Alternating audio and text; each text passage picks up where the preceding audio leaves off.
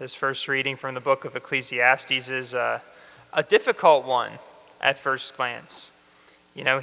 First of all, this is one of the wisdom books of literature, and he's mulling over the fact that there seems to be a time for everything in life, right? He says there's a time to be born and a time to die, a time to weep, a time to rejoice, a time to be silent, time to speak, etc., etc. He gives this whole long list. And what he's really getting at is that our life isn't just constant. We're not always just level. There's a lot of ups and downs to life.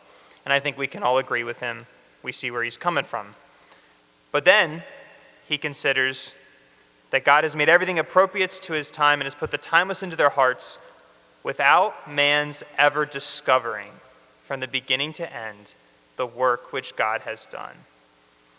That he's really lamenting the fact and really wrestling with the fact that yes, there's a time for everything, but he doesn't know why. And it doesn't seem to be that anyone really knows why. And I think we can relate to that, whether they be joyful times in our lives, difficult times in our lives, or the lives of those whom we love. We don't really know what God is doing in those moments. We may have ideas, we might know what we would be doing in this particular situation, but we don't truly know what God has planned for that specific moment in time. We know that he's acting. He's put that timeless aspect into our hearts. We know he's acting, but we don't really know why. And that can be frustrating.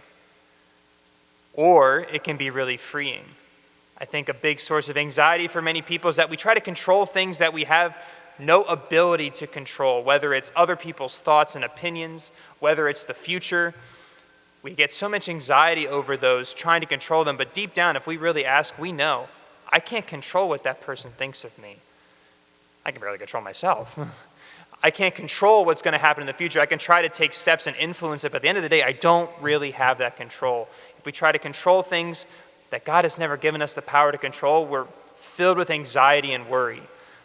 But if we let it go, if we trust in him and in his plan, a God who is more powerful than us, who's better than us and more loving than us, then it's actually one of the most freeing things.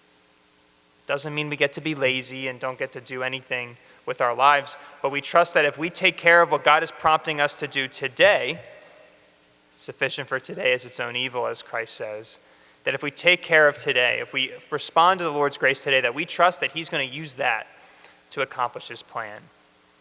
And so let us rest in that our lives are filled with ups and downs, and we may have no idea what God is doing in a particular moment, but we know that he's using it for our good and the good of others.